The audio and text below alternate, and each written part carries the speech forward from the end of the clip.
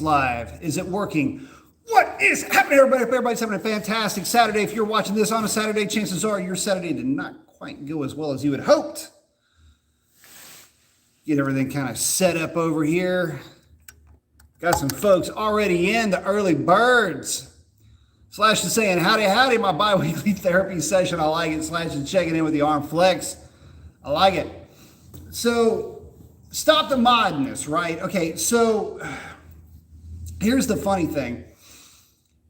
Part of the chat really is going to be more along the lines of when do you stop modding? When do you, like, when does this insanity ever stop? And for a lot of us, well, the reality is that it never really does, right? You know, you end up having to outsource space to keep your stuff and everything. Anyway, long story short, when to stop modding, why do you stop modding, etc. And modifications can be anything. It could be engine, it could be, you know, like performance type stuff. It could be aesthetics. It could be, you know, capabilities like suspension, four-wheeling, the whole bit. When do you throw in the towel? At what point do you stop the modness, right? So let's dive into it. I've been in and around this stuff for forever. I've owned a lot of different types of cars. And not one of them has stayed stock for very long. I think my work truck has stayed stock the longest. The reality is, though, that once you start getting into modifying cars, it does become a bit of an addiction, or at least an obsession. If and at best case scenario, an unhealthy curiosity. So when do you stop? I like to tell guys, look, when you stop having fun, stop. But that doesn't really tell the whole story, does it? Because there are guys that will go, and gals that will go into significant debt, raking up tons of money on credit cards to get to a point with their vehicle. And you get to this point where, and y'all may have heard me say this before, those of you guys who have been around the channel for a while, you know, you're spending money you don't have to impress people you don't know. And those people that you don't know really don't care. So, you know, it's this weird perpetuating thing. But when do you stop? First of all, when you start figuring out that you're just not having fun anymore with the car, the truck, the boat, the whatever it is that you're working on. When it stops being fun, that's when you go ahead and throw in the towel. The issue that you'll run into more often than not is you will, for lack of a better way of putting it, guys get it wrong when they don't leave something on the plate. When you're not kind of left wanting, that's when you start getting into trouble. And the reason why guys keep throwing money at projects is because a lot of times it's just bad planning. They aren't prepared for they're not prepared for the journey. They just want this end result. And the problem is that end result is exceedingly difficult to come by in a short period of time. I mean, unless you go out and buy a car or that's new, that's already as fast as you want. Let's say you're a performance guy. You buy a car that's already as fast as you would want.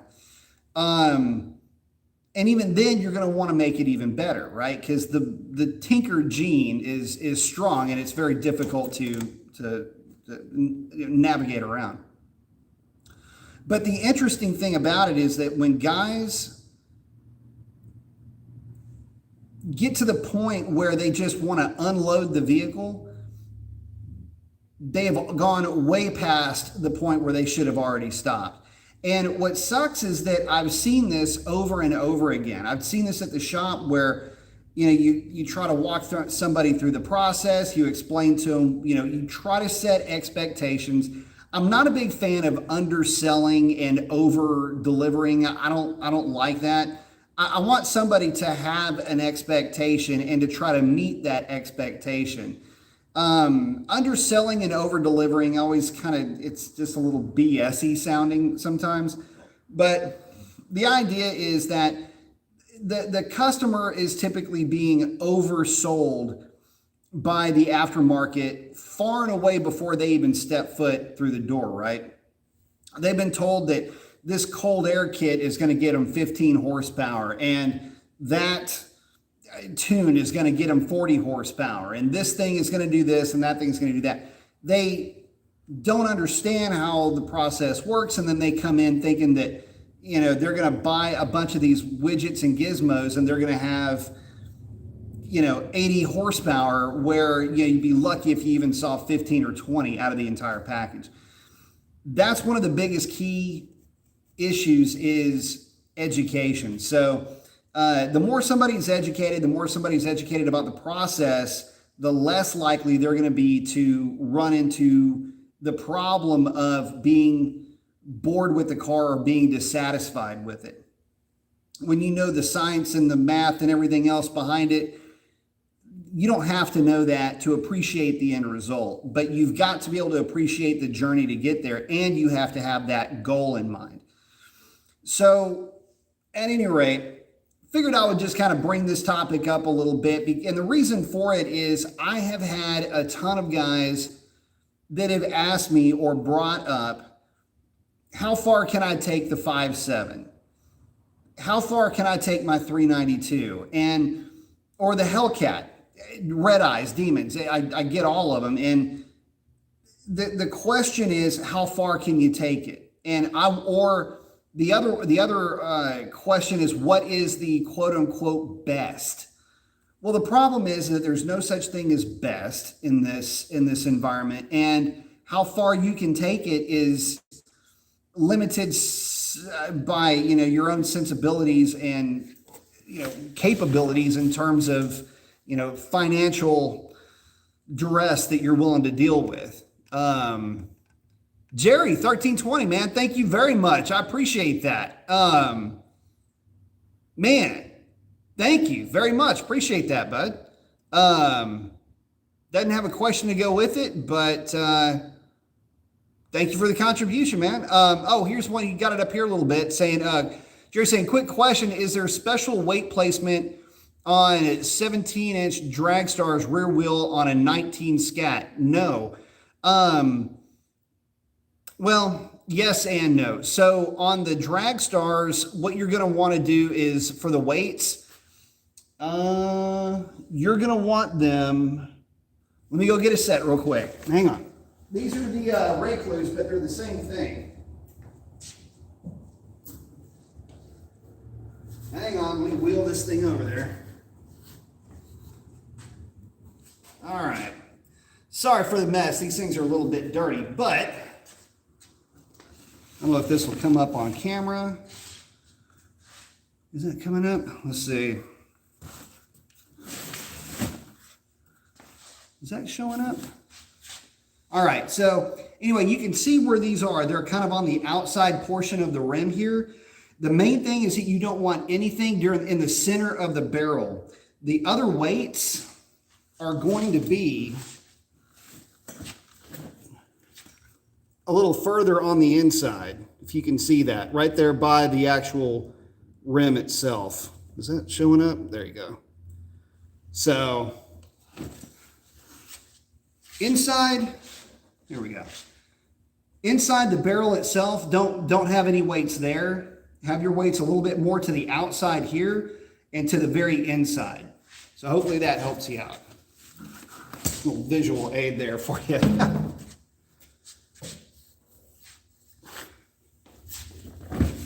Yeah, just don't let them go anywhere inside the barrel itself. To the middle of it. Classic. Sorry, I'm going back up to the top. Say classic saying, you should be sponsored by Pepsi. I know, man. I love me some Pepsi. Viaga's saying, what's up, my man? Jerry's saying, what up, B? Sinister Red Eye saying, good evening, Mr. Mason. I say, hey, B, great topic coming from Boosted Hemi. So getting back into it, you know, when to quit. Okay, so how do I break this down?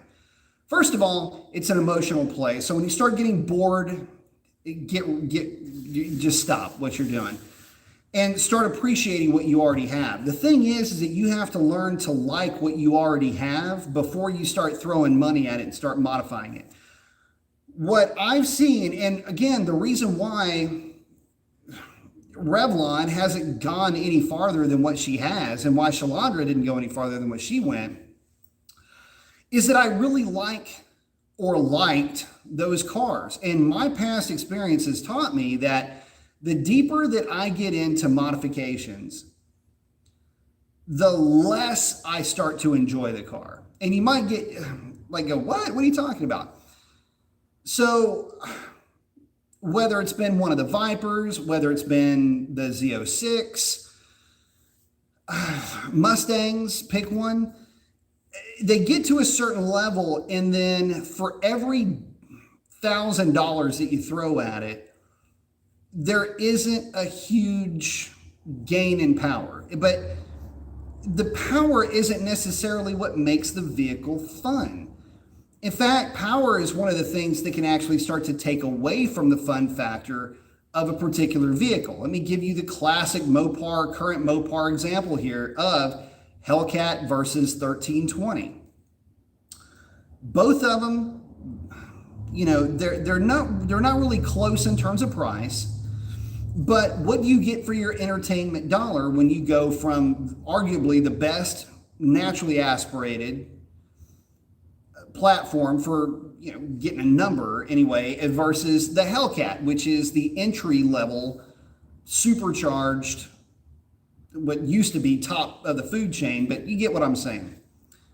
Well, still kind of is if you're asking me. But the point is, 1320, you can use all 500 horsepower that thing's making. Because let's be real, if you got 485, you got 500.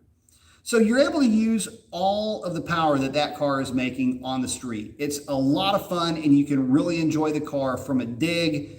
It does a lot of fun things. The Hellcat, for your $20,000 extra that you're going to spend on that thing, you get a car that you can't enjoy all of the power that it makes. And what power you can enjoy, the thrust of it just isn't, I mean, it's more, but is it really more? You know, so yeah, it's a different scenario, I guess, you know, a mid 11-second car versus a high 10-second car. And keep in mind, we're talking about the difference of an 1180 versus an 1150. It's not even a full second difference. Yeah, the power difference is significant, but the rush, the feel, the driving experience of the 1320 arguably makes that car more fun to drive and arguably more fun to live with than the Hellcat itself. So if you were to modify that 1320, you'd be out the money and you would be out maybe some of that fun factor. So take that and just step it up a lot. You see guys with Hellcat start throwing pulleys and double pulley setups, fuel systems, E85, the whole bit. And what you come up with, and this happens with Mustangs too, you got basically your garden variety 9-second car. It just, you know, nowadays it's so easy to put together a 9-second package. It's almost scary. I mean, it's easier to build a 9-second NA Camaro, I think, than it is to build a 9-second forced induction Camaro. Mustangs, it's like a blower, a tune, and of course, all of the upgrades for durability. And then with a Hellcat, it's just, you know, tune it on E85, it'll run 9s. But realistically, you know, a pulley and you're in the money. The fact of the matter is, you get to a certain point and the vehicle is no longer livable on the street. You can use less and less and less of the throttle pedal throw on the street. And about the only time that it gets to be fun is when you are at wide open throttle, but you got to make the hit at 60 or 65 on, you know, an aftermarket tire that's going to absolutely hook, and this thing's going to make it down the street. And you go 60 to 130, and now you're going super fast, but that's the only time that you can actually experience the car. Other than that, it's just tires are going up in tire smoke, right? If that's what you want to do, go for it. But I'll just warn you that for everybody that I know that has gone that route, that has been throwing power at a car, the funny thing is that all of them end up selling those cars. Like, they're not legacy cars. You don't hear about anybody keeping those cars for any real length of time. They get them, they find out that they're not quite as much fun to live with, maybe as they were hoping that they would be. But more to the point, it's really not hope, it's more of a fantasy. Or they're more of a handful than they had planned on it being. And basically, the vehicle itself has significantly outpaced their skill set, which is another thing that guys tend to forget. And that is that this is a skill to be able to drive these things the way that we drive them. And it's a skill that's developed. It's just like anything else. If you practice, you're going to get good at whatever it is that you're practicing, and you're going to be comfortable in various scenarios. And it's a little bit spooky to learn something new, but a lot of guys, they get these cars, they want bragging rights, they want, to be able to show a dyno number, but then a guy like me gets thrown the keys and is told, hey, can you get a number out of this thing? I want a time slip so I can show my friends. It's like, yeah, sure. Why not, man? I mean, not that you couldn't do it yourself, and this isn't, the best opportunity in the world to learn. But that scenario does play itself out fairly regularly, or at least used to. Kind of an interesting thing, by the way. So anyway, I guess first thing, when you start finding yourself being bored with the car, you've gone too far with it. In other words, if you haven't learned to like what you have and you don't have a plan, that's when things can get a little bit expensive. So anyway, let me check in with you guys real quick. Smoking at 5 saying, howdy, Professor Mason. Woo! Classic Cruise is saying, Mason, you should be sponsored by Pepsi. I saw that one coming up. Answer Jerry's question about the weights. Smoking at 5 saying, every vehicle I own is modded to some degree. It's a disease. True that. We'll get to that here in just a second because, yeah, pretty much everything that I own is. Smoking at 5 saying, there's always a point of diminishing returns. Absolutely there is. Frederick saying, what's poppin', B? Not much. Got the bald guy with the shades and the arm flex. I like it. Sovereign saying, hey. Big Dave Sub B, love that cam. Very nice. Glad you like it, Jerry. Thank you again, buddy. Kobe saying, Subby Hellcat hit the 1072. Very nice. Yep. Went to the drag strip last night. I was only able to get one pass in. And car did good, 1300 DA. Humidity wasn't crazy.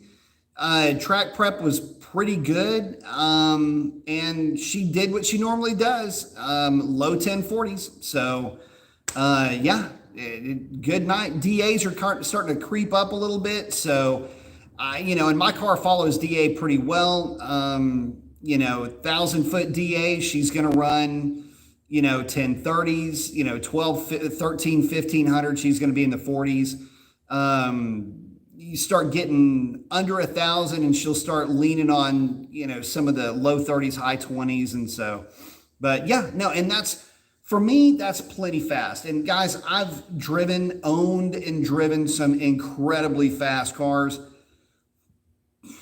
I'm bored with it. I'm done with it. I don't like the ideas of, having 8, 9, 1,000 horsepower and worrying about it breaking. I don't like that. I don't like having to worry about, is this thing going to make it home? I don't have to worry about things getting squirrely and just doing really weird stuff. I don't have to. In fact, it's funny because one of the questions, some guys ask, what's one of the fastest cars you've ever driven? I always go back to this one.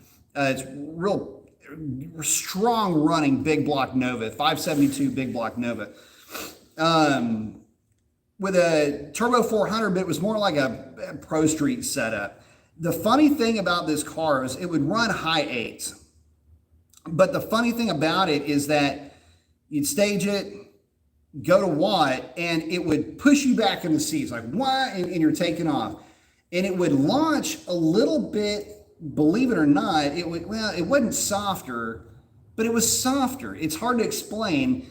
And it would accelerate, hit second, and it would just maintain acceleration, hit third, it would maintain acceleration, go through the end of the quarter mile, and that's it. But the thrust wasn't really any different than my Hellcat. It just would maintain that thrust for a longer period of time. And it would maintain a slightly higher G for a slightly higher amount of time. Anyway, it's not as fast as you think at the drag strip, but when you start getting into cars that are, roll race type cars with huge numbers, that's when they do get a little bit spooky, to say the least. Anyway, I don't know where I got off on that. Let's see. Brian saying, thank you for doing your live streams, man. Thank you for hanging out with us. That's all we're saying. Who's your daddy? Absolutely.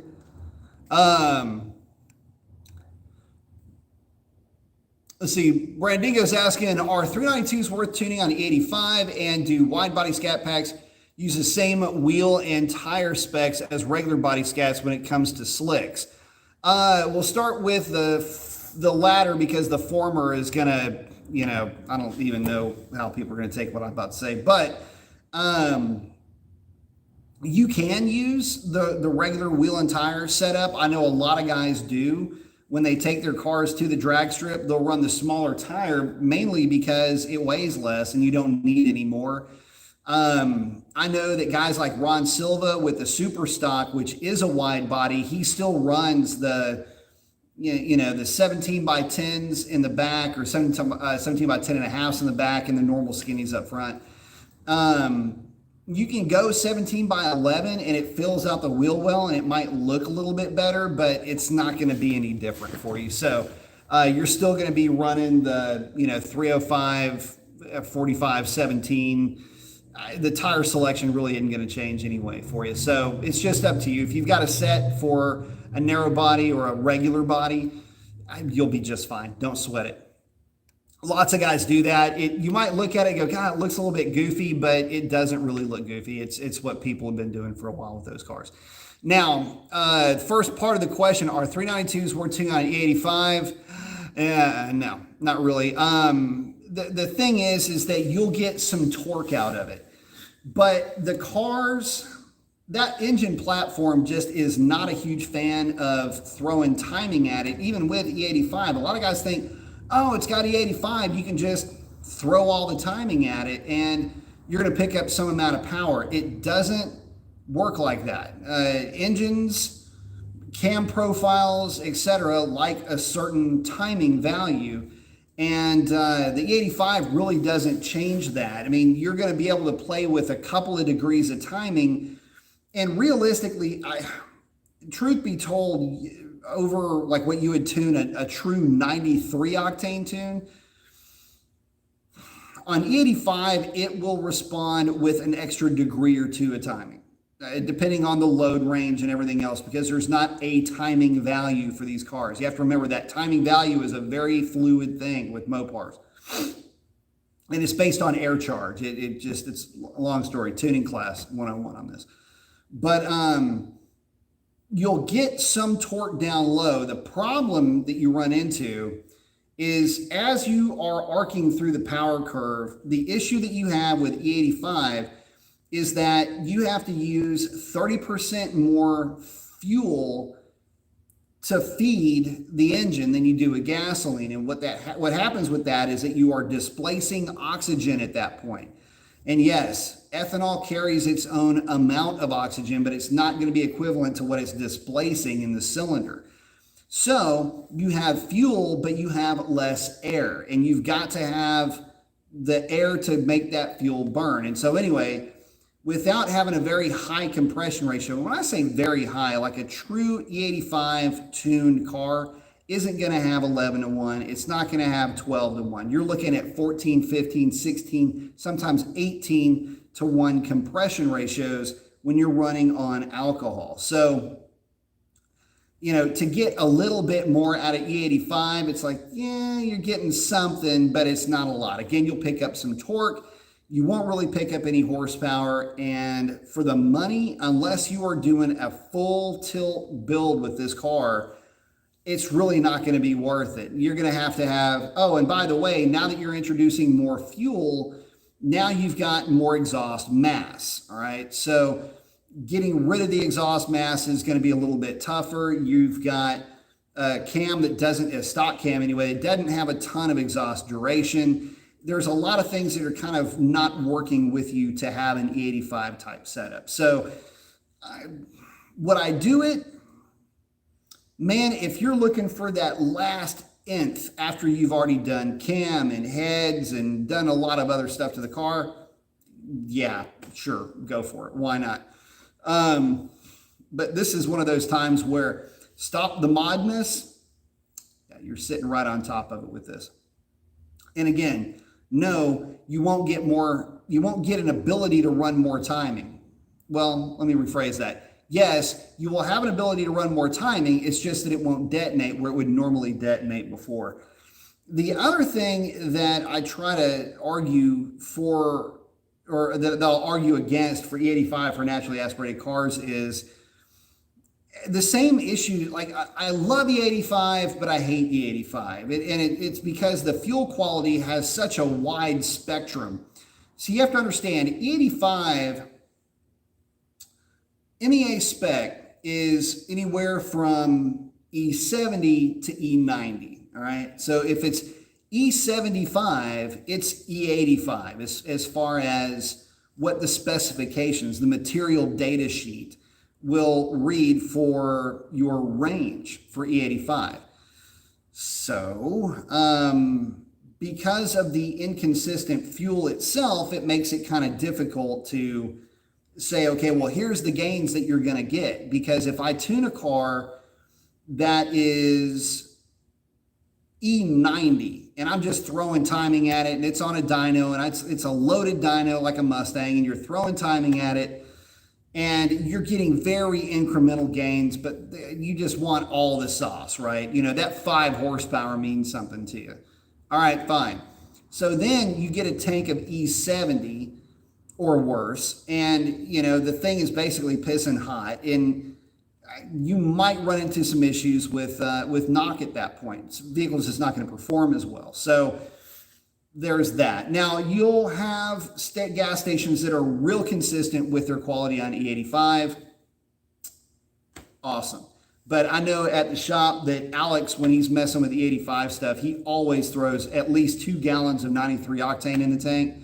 Just to, even when the tank's pretty well drugged down, he'll still throw a couple of gallons of fresh E85 and then fill the rest of it up with, 93 octane and fill the rest of it up with E85 to kind of balance everything out. Bring that ethanol content as low as possible so that when the vehicle is under load and he's doing the load testing, that it's kind of experiencing a worst case scenario.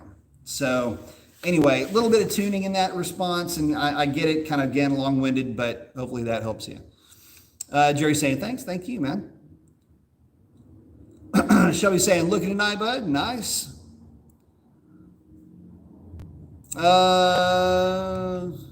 Somebody saying, hi, Mom.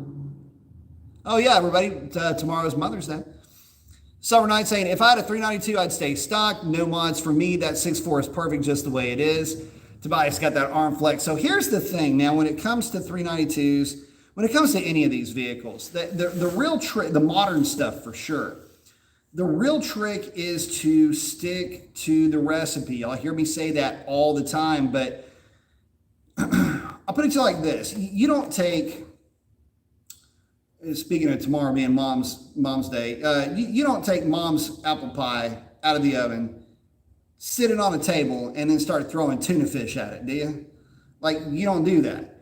And the same way that, because the recipe's already been followed. All you're doing is waiting for this thing to simmer down before you can dive in the middle of it. But you don't go doing something weird and you don't start trying to think for yourself. It's when you follow the recipe, there are reasons the recipe exists. People have tried other things and have found that they don't work that well. Well, that's basically what this situation is here. And like for the 392, it's Hellcat air box, Hellcat air filter, get a tune if you want. Put a sticky tire on it, drag pack for sure. Rear seat delete, I recommend that just because the seats don't fold down anyway and they're small. Don't let anybody fool you. Little bit of weight reduction here and there, and you've got a car that's a solid 11-second car at a drag strip. What's wrong with that? It's hard to get much more power out of the 392 because it's already got a fairly aggressive cam.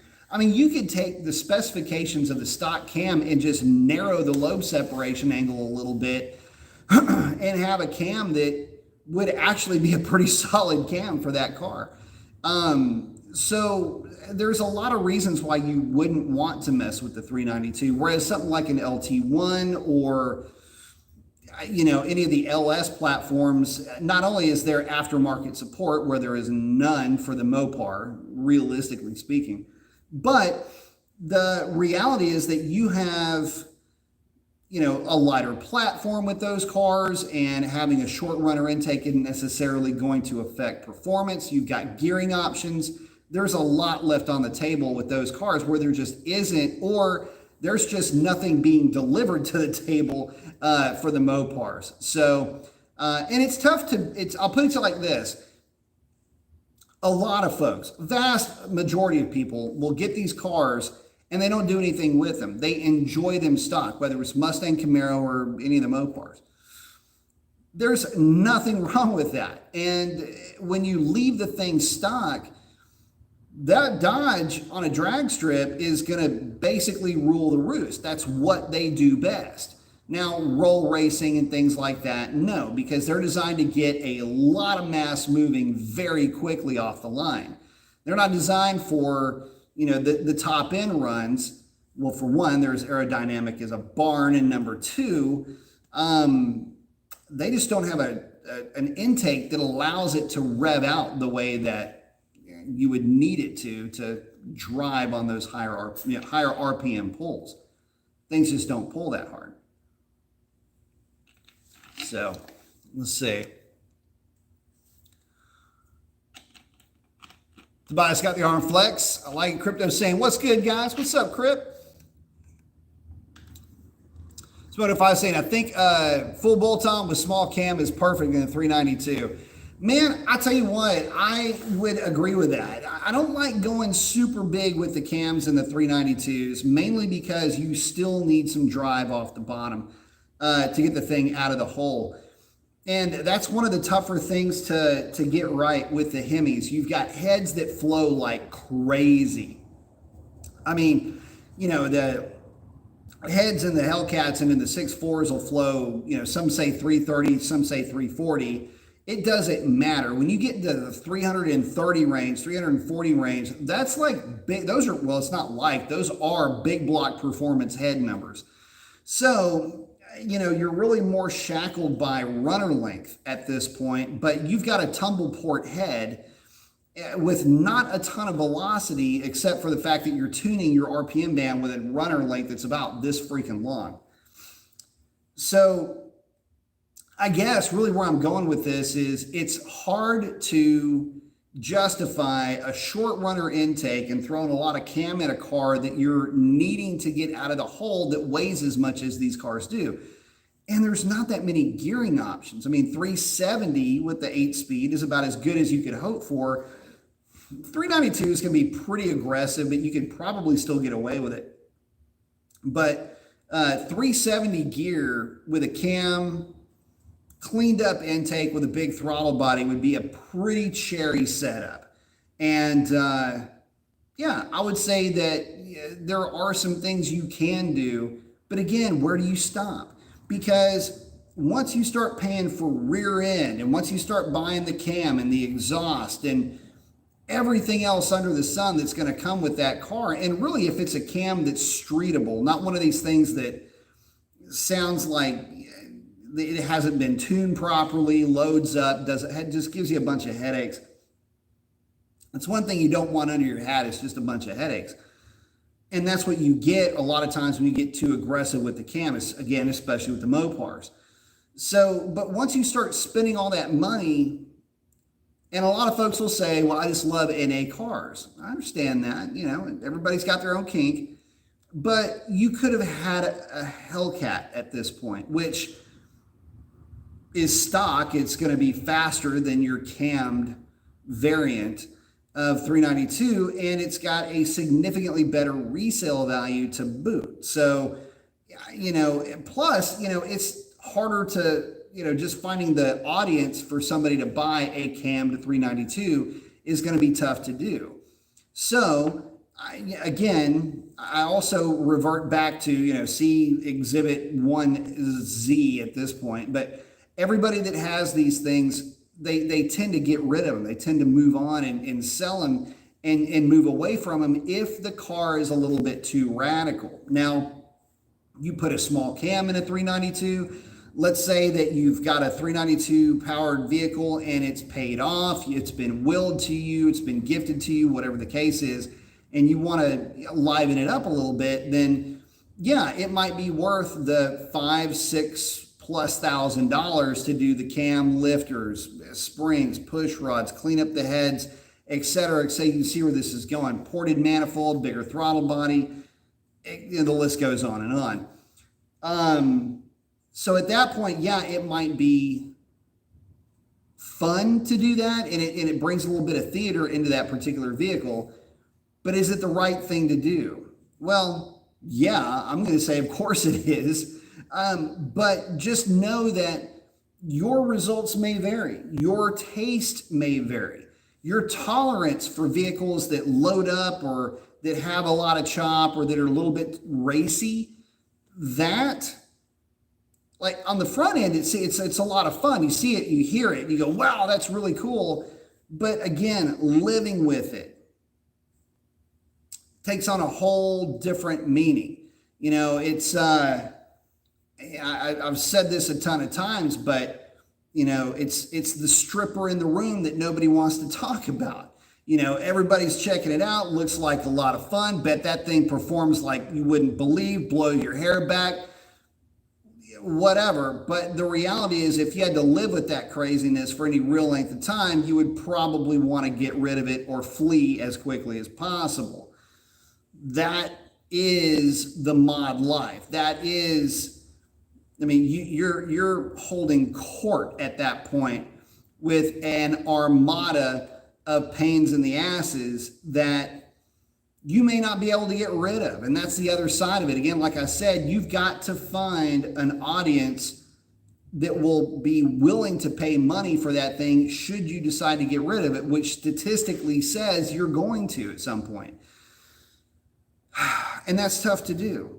And it's tough to do because, people don't want to buy somebody else's problems. Well, it's not really problems until it's a problem when you can't get rid of it. So anyway, and then what do you do when you start getting used to that one? The list keeps going on and on. Sovereign saying, I'd never get bored with a Challenger. I'd look forward to every day taking it for a spin. I agree with that. Carzilla saying, love the truck. Thank you very much. I appreciate that. Speaking of the truck, so man, she's running good. So I got some app on I'm looking around for my phone. I'm literally filming this on my phone. So I got this app. It's like Drag Racer app, whatever it is. Anyway, it's a GPS based a quarter mile timer, 0 to 60 timer, you name it, just, it'll time it. And I was a little bit skeptical as to the accuracy of it. Apps being what they are, you're just like, whatever with, let's see what it does. Well, last night I took it with me to the drag strip and I actually had the app running while I was making a pass. And eerily enough, it was dead on. The mile an hour for the quarter mile was real accurate. The mile an hour for the eighth mile was a little bit high on the app, but anyway, it was dead on at the drag strip. So I had my phone with me, and of course, like anybody else, I decided I would throw it in the passenger seat when I took Sierra out for a spin today. And so I'm going to tell you what the truck ran, but I've got to kind of build into that. So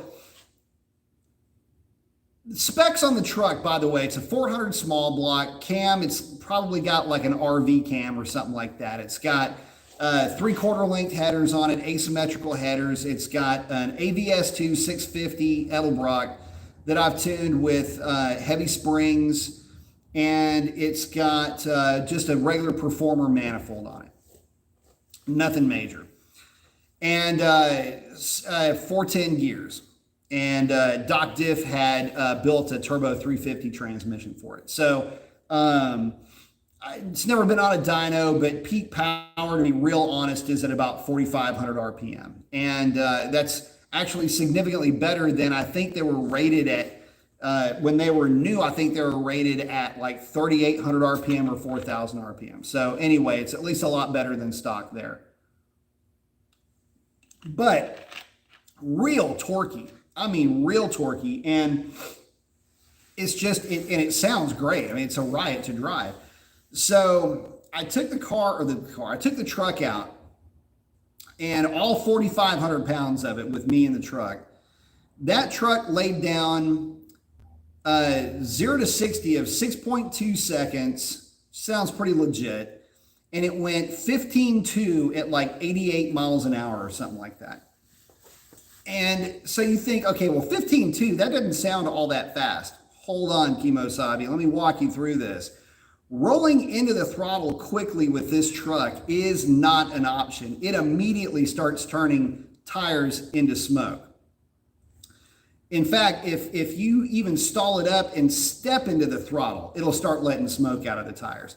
So it's walking the thing out of the hole with wheel spin to wide open throttle.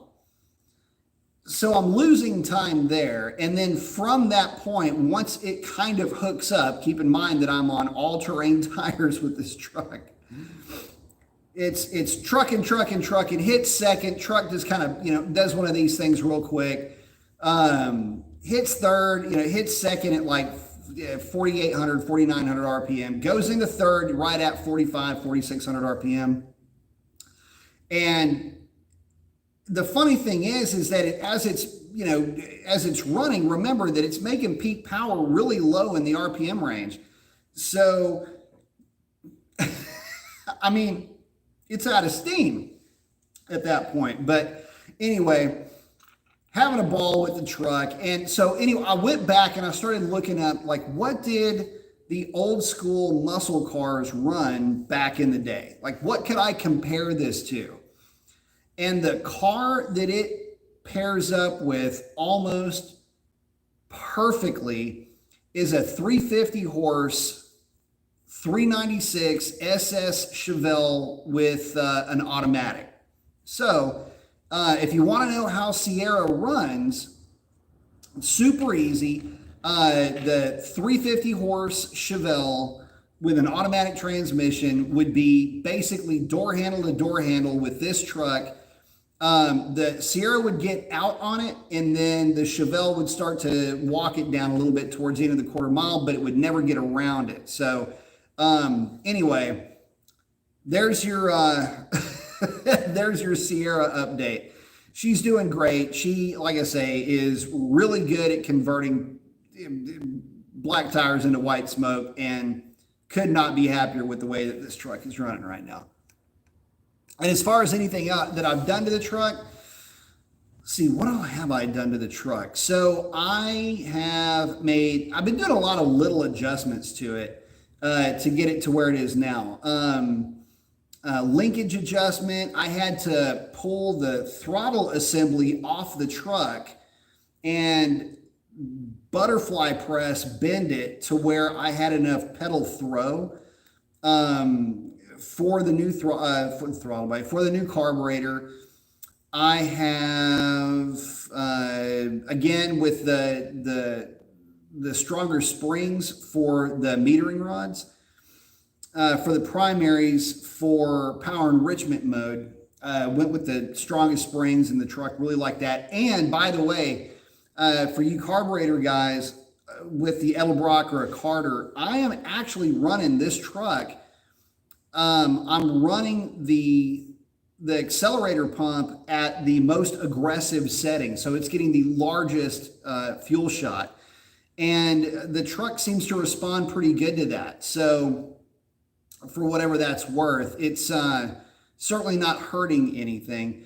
The AVS2 carburetor is really more set up for a mild, even though it's 650 CFM, it's set up for like a garden variety, kind of a mild 350 that would still work for like a 260, 289, 302, 318, kind of a combination.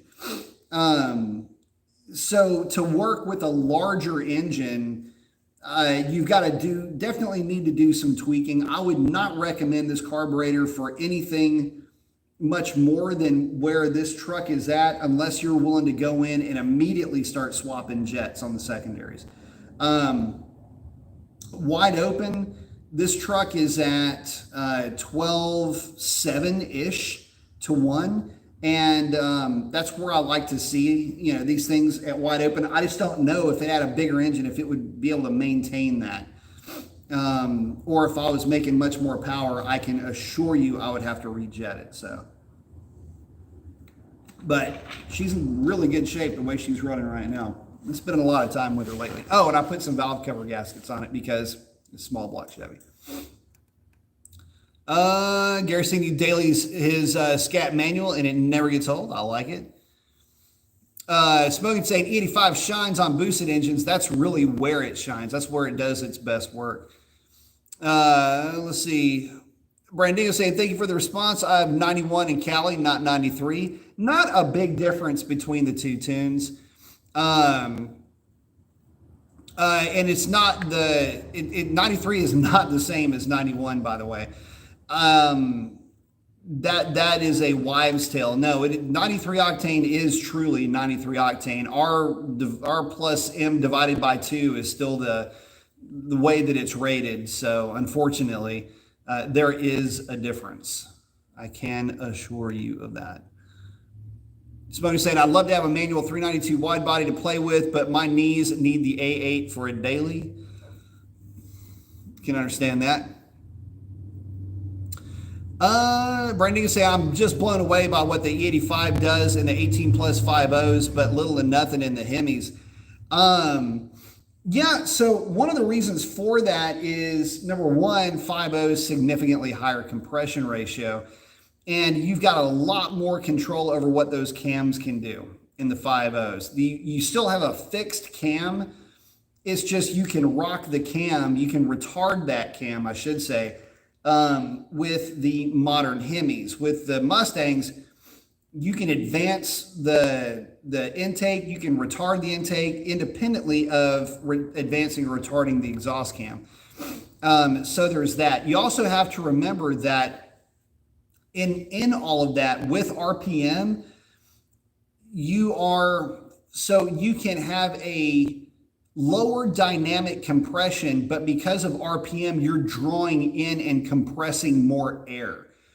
So, and I hate getting into dynamic versus static compression because it matters, but it doesn't. But when it comes to fuel quality, it can. And that's why, you see these radical, cam profiles on these cars with real high compression. It's because their dynamic compression allows for a workable compression ratio, even with that crazy overlap and everything else that they have with their cam events. So anyway, that's among other reasons, one of the reasons why the E85 will work better with that engine management system. You just got more room to play with those variables. Let's see. Ashley's checking in. What's up, girl? Saying, I just get 5 gallons of MS-109 every time I race. Very nice. Good stuff. MS-109 is a high ethanol race fuel, by the way, for you guys that don't know. It's an unleaded race fuel. Let's see. Carlos is asking, what kind of codes are a big red flag when shopping a used 392? What kind of codes? Well, any code would be a big red flag. If you're talking about, the check engine light, the actual code that's going to come up like a P0 code. But if you're asking what are some things to look out for, man, there's a lot. Number one, any unnatural sounds, any ticking, any clacking coming from the engine, that's going to signify that something drastically has gone wrong. Check the oil. Make sure that it's, looks like it's been changed recently. One of the issues with the Hemis is that they are susceptible, or I should say, they are sensitive to oil change intervals. So just make sure you're finding one that's got oil change intervals or has had its oil changed so that, you don't run into Hemi lifter issues, which are kind of rare for the performance models, but you get what I'm saying. Rust on the rockers, like if you can see right here on the Camaro, this area right here that I'm pointing at, make sure you look at the 392s or any of the cars for that matter, any of the LX platforms. From the factory, it's like here and then, a little bit further this way, there should be some weep holes, but the problem is that when they fill those things full of foam, they can hold water and hold moisture. So if, the car's been in a wet area, over time, you can get some rust start to develop in those areas for some of the older cars.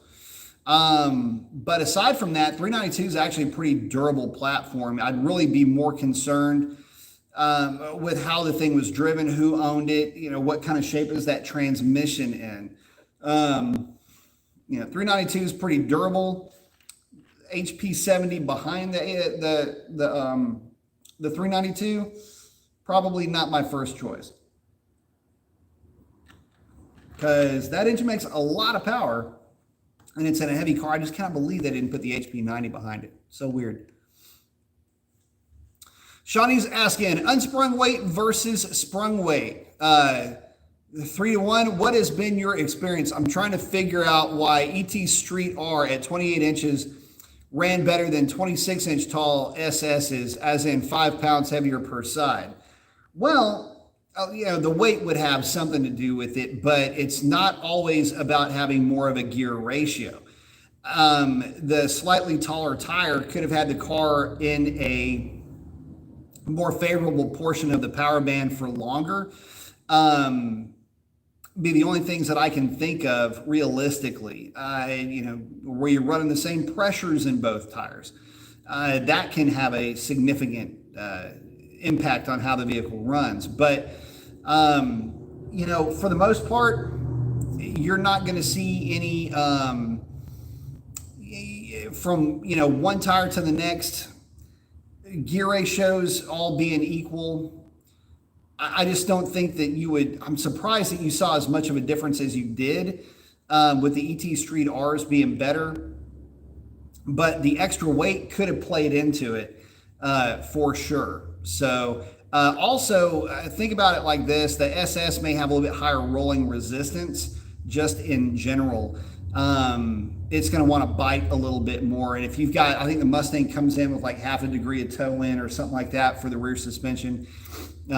Maybe it was just affected by that more. I mean, the long and short of this is I really don't know why, but it kind of does fly in the face of what normal thoughts would have been. But and there's a reason why so many guys go with the ET Street R's, and it's just a known commodity for those cars. So hopefully that answers part of it.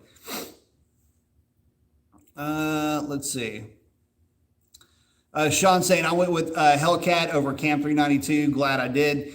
Yeah, so, I mean, it's just, man, to be honest with you guys, it's, if you want significantly more performance out of your Scat Pack, the smart play is to go with the Hellcat. Basically because the cost difference, let's say it's 20 grand.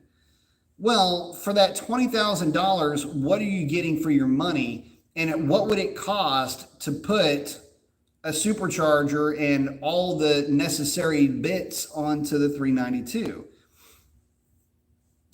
And when you start doing the math and you get honest with yourself about the math, and when you start being honest with yourself, you have to be honest with yourself, not only in terms of power production, but reliability, durability, livability. That whole argument starts to crop up.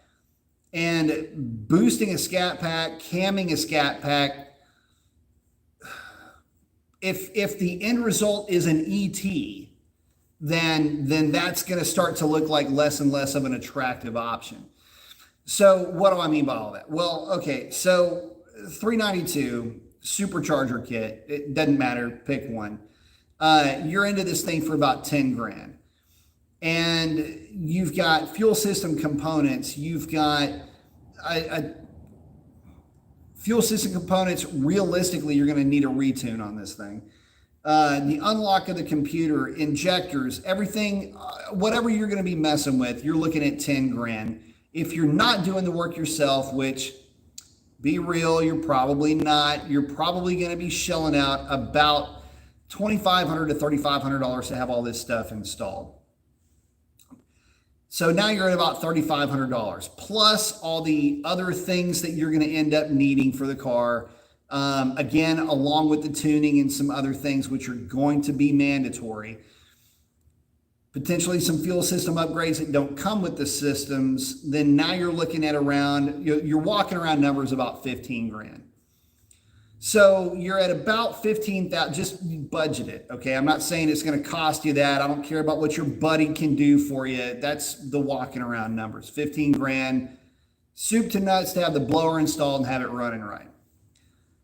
Here's the problem. If you take the car to the drag strip, if you're planning on taking the car to the drag strip often,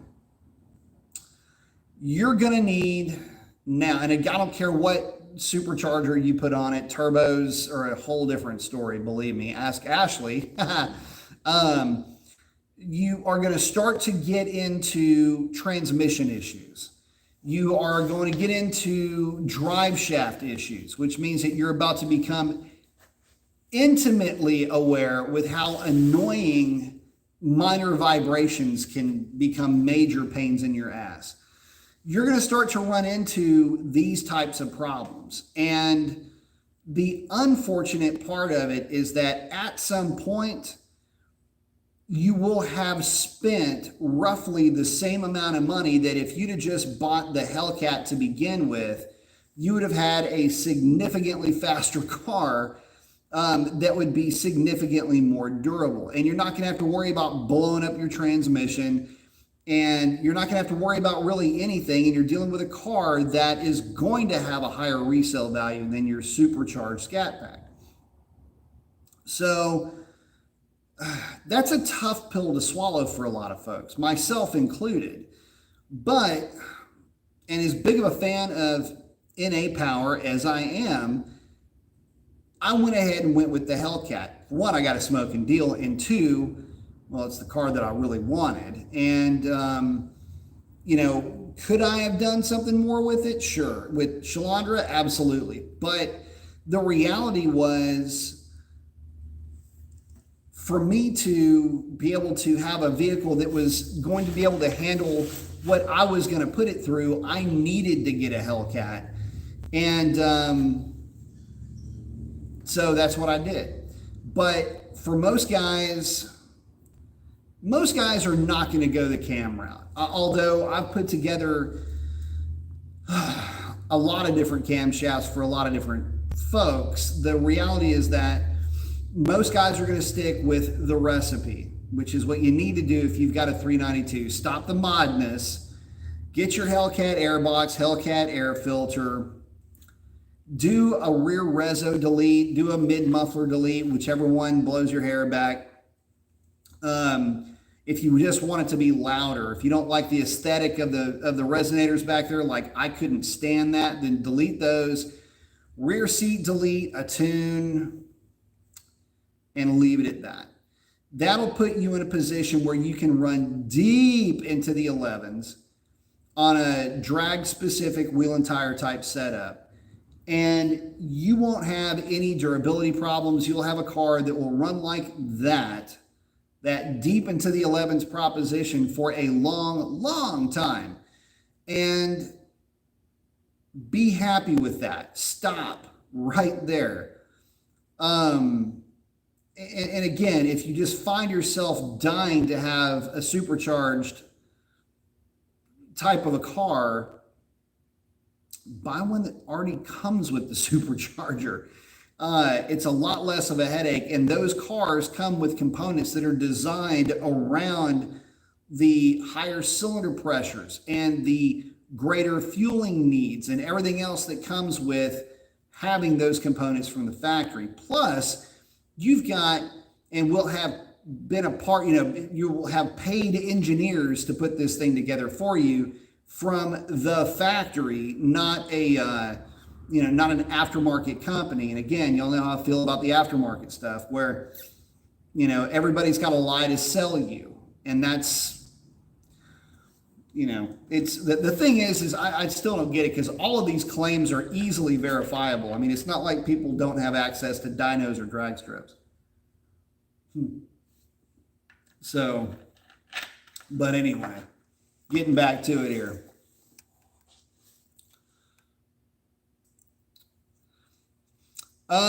Jordan's asking, what is the most effective way to make power out of a smaller V8? Single overhead cam like a 4.6 or a 4.7 Dodge. The most efficient way to get more power out of them is to trade them in on something with more power to begin with. And I don't mean that in a bad way. Like the single overhead cam stuff from Ford. Okay, so we're talking about the 4.6 then. Man, I mean, you can go with a bullet intake. You can go with, the C&L elbow. There's some things that you can do tuning-wise to get a little bit more power out of them, but you're not really, there's just nothing really to get for them. You get long tube headers. This works for any of those little ones, big ones, it doesn't matter. Long tube headers can help, but they're only going to pick up power down low. And again, it depends on how much money you're really looking to spend.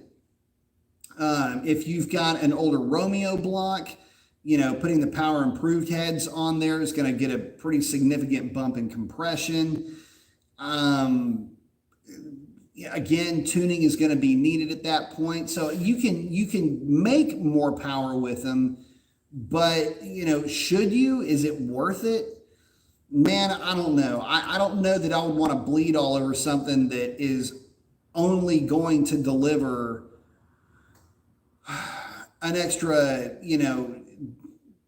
say 30 horsepower, an extra 10% of horsepower and still be that low in terms of actual power production. I would say this, if you've got an older, single overhead cam, 4.6, corporate 4.6 car, nothing sounds better than that engine. The small V8 displacement, the 280-ish, 260 to 302 cubic inch, no matter who makes it, it's just the sound that comes out of that size of an engine is just so pretty. I would say long tubes, a good sounding exhaust, put a tune on it and call it good. The Lightnings, I'll put it to you like this. I mean, the Lightnings that I used to play with, I wouldn't add a whole lot of timing to them. I would basically just kind of leave them alone. I've had single overhead cam 4.6 cars. I've loved them, but I also loved them for what they were. I didn't try to get anything more out of them than what they already had. In terms of making more power, don't worry about the engine. Focus at the back of the car. I always say build the car from the back to the front, from the bottom to the top. If If you want to get better performance out of your 4.6 powered contraption, put more of an aggressive gear in it. Again, you have a small engine that you're not going to get big gains from. Then don't worry about focusing at that point, focusing in other areas where you can pick up efficiency. And I think you'll be a lot happier for it. I would suggest, 373 gears, some type of an exhaust, get out there and just make the thing sing. You'll have a lot of fun with those cars. I always love driving those things. People say, they're slow. And it's like, no, they're punchy and they're a lot of fun. I used to use them as work vehicles. So for whatever that's worth. ENG's asking, how about a Procharger on a 392? Man, look, here's the thing. A 7-pound kit Procharger is going to bump you up about 125-ish horsepower.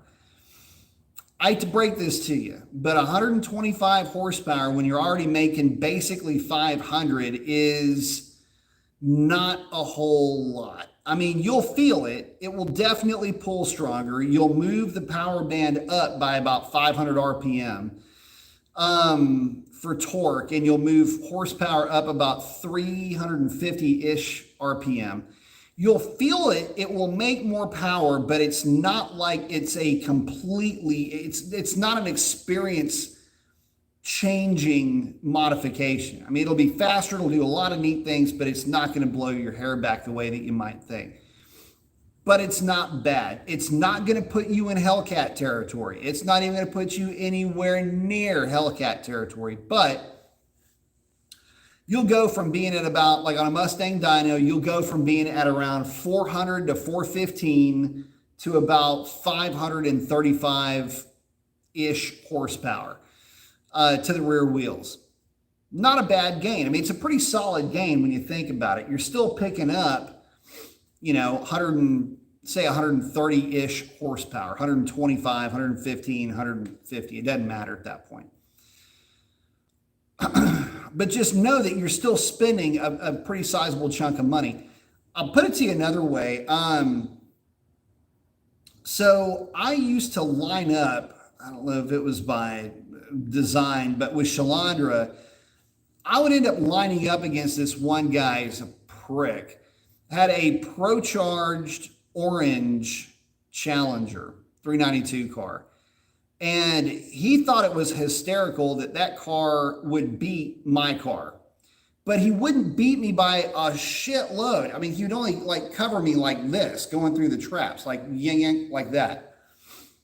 And he didn't have that much mile an hour on me. The funny thing is I would love to take Quick Brick's Charger after that car. Quick Brick's car, eat that car alive on the big end. And so, I don't know. It's just, I don't really advocate for that blower, primarily because you're kind of stuck at half an atmosphere, which is to say you're stuck at roughly 7.5 pounds of boost. And the reason for that is just really tight ring gaps on the Hemis, for the bore size anyway. A couple of other reasons, not to really belay the point, but the majority of the issue that you run into, it's an issue that's... So for you guys that don't know, I am very near Velocito with the shop, and it is a very pretty night. So you may hear stuff like that running around outside. Those are guys going out to make hits at Velocito. Anyway, getting back to it. Power-wise, there's that. Then you get into, if you're beating on the thing, will the transmission handle it?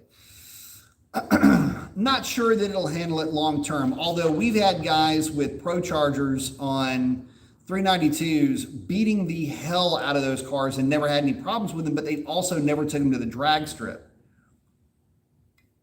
They were never put under a whole lot of load with the HP70. And these are guys that just play around on the street and like to do burnouts and drift through clover leaves and things like that, which, you're not really stressing the transmission because the tires are lit up. There's just no load on the thing. So hopefully that kind of answers the question. Like, yeah, you can do it, but the result that you get may not be all that great. I mean, if you could take a stock 392, drop the cradle, pull the motor, and just open up the ring gap. I mean, and if you did nothing else to the engine but open up the ring gap, I mean, you could get away with double the boost, I would argue. I mean, you could get away with at least 12, 14 pounds of boost. Well, maybe not 14, probably easily get away with 12. And, well, I say that, you would definitely need some decent fuel. That would be on E85, by the way. Because see, the other problem is that you start running into fuel quality issues. Much higher than 7.5 pounds of boost. You got to remember the 392 is an 11-to-1 engine. Maybe 10 pounds. Might be able to sneak by with 10 pounds, but you'd be stuck with boosting at that point.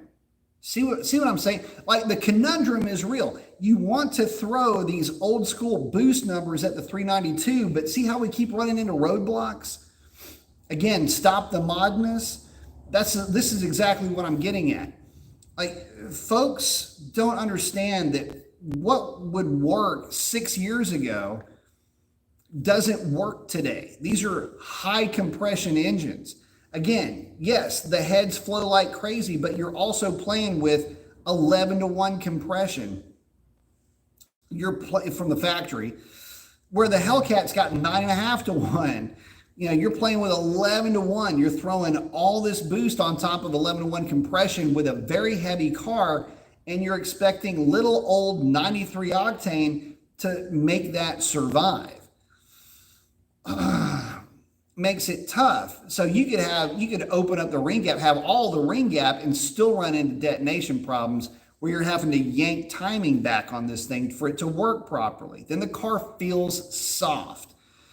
And there's nothing worse than a soft feeling supercharged car, or a soft feeling cammed car for that matter. When you put together a combination, your hot rod combination shouldn't feel like it's just lazily making power. You want it to be crisp. You want it to be sharp. And when it's not, that's when you start having the regret. That's when the stop the Modness should have already kicked in. And this is where I'm hoping that I'm helping folks out. I'm saying, look, you know, I get it. You're hearing people talking about it. You're here, oh yeah, I can do this, you can do that, make all this power, whatever. Yeah, kind of, but you can see where I'm going with this. If you really want to make power with a 392, then you're going to have to open up the ring gap. If you're opening up the ring gap, you're pulling the engine completely apart. You might as well put upgraded pistons in it. If you're going to put upgraded pistons, get away with putting a set of upgraded rods. You can see where this is going. Now you got a built rotating assembly. Your crank will be fine. That thing's good to whatever power you want to make. Now you're making all this power. You've got all this potential, I should say, to handle all this power. All the ring land, height, depth thing goes out the window. And now the question is, well, now you've done all of that, you stayed high compression. Why not go E85? There's another one of the import guys heading out. Why not go ahead and throw a bigger supercharger on it, make some real boost, like 14, 15 pounds of boost, and actually make some real power with it? Uh-oh, what did I say? Stop the Modness. Now you could have had the Hellcat that your car would be barely faster than with all of that done. Yeah, I'd be making a ton of power, but keep in mind, we're talking about a Pro Charger that doesn't make a ton of power down low, that relies on RPMs. So now you have to pull the hell out of the thing. You can see where this is going. Now you're just, you know, you've got all this money sunk into this thing that you will never be able to get back. Could have had a Hellcat. And I hate that. I hate that. Okay, so before I go any further, keep one thing in mind, guys. I'm the one that was heavily involved with the initial tuning of these 392s, trying to get the 8-speed trans tuning stuff sorted out. Was working with Alex Pites at Pites Performance at one point. I was doing everything I could to learn and to be on the forefront of all this, 392 stuff. And there's a reason why I don't have one anymore, at least in terms of running a number. Now, all of that being said, I regret getting rid of Shalonder because the car was just so much fun to drive. So there's that to talk about, right? But anyway, yeah, you can put a Procharger on a 392 that will make more power, but is it worth it? Will you feel the difference? Will you really feel the difference? I'll put it to you like this. I hate to say this. I'm on record as saying that one of the slowest cars I've ever driven was a 700 horsepower 392 Procharger setup. 700 to the rear wheels. And that car was one of the slowest feeling cars that I've ever driven. So I'll just leave you with that.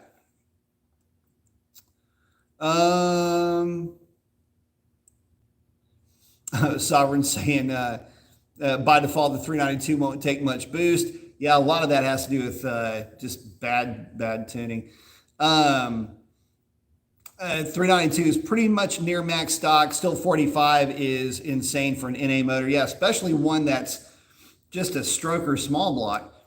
Himmy Head's asking, after you do a tune, what does the sport mode button do? It still does the same thing it used to do. Can you have a mid tune for normal and more aggressive tune for sport? This is part of getting a tune. This part of getting a tune baffles me. So what most guys will do is they won't change. Yes and no. So there are levels of tuning that transmission tune, and we're talking about specifically sport mode. And throttle response and things like that. There are lookup tables that most guys will do one of two things with. Either you don't mess with it and you make the changes globally, for example, like to all of your shift points, you change by a specific percentage. And then based on certain scenarios, the lookup table finds that cell. It's one of 25 cells for shift strategy, shift scheduling. And it goes with those shift points. And that can be sport mode. Now it's not even listed as sport track or normal or anything like that. It's listed as normal. Well, I gotta sit here and think about this for a minute. Normal. Guys, it'll come to me. Anyway, it's not set up like that in the tunes themselves. But what you can do is you can change the lookup table, or you just blanket statement every one of your shift schedules to one shift schedule. So you can do that. And then, line pressures and things like that. There's other things that you can get into, but shift timing and things like that are typically going to be more or less a universal based on load. But yeah, you can, what I do when I do transmission tunes is I do each individual cell for each individual mode, which is real time consuming, but it makes your street, your custom, your sport, and your track mode stay consistent. And I know again that what some guys do is they'll go in and they'll just change. And there's other adder parameters that sometimes you can't get into and see, line pressure adders and things like that. So I forget what the question was. After you do a tune, what the sport? But okay, so sport would still do the same thing that it would do. It would make throttle response a little bit quicker. Hold gears a little bit longer. Same thing. I mean, like I say, it just depends on the tune that you get. Like I say, different tuners will have when it doesn't matter if you're in sport, track, or whatever, it's going to do this, and you don't have to worry about pressing buttons anymore. And mine, I always liked having buttons to press, so I change everything specifically. And again, it takes a lot longer to do that, but you end up with a tune that mimics what the factory tune is wanting to do. And it makes all your buttons work. So,